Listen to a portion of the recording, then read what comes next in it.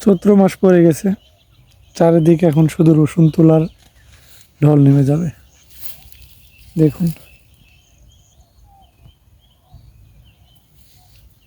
রসুন বিয়ের চারিদিকে লাগানো আছে হচ্ছে ধনিয়া, এগুলোও পেকে গেছে,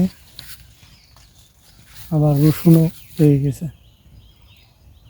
আর এরই মাঝে আবার হচ্ছে ভুট্টাও প্রায় প্রতিটা গাছেই কান চলে আসছে, উপরে আছে ফুল।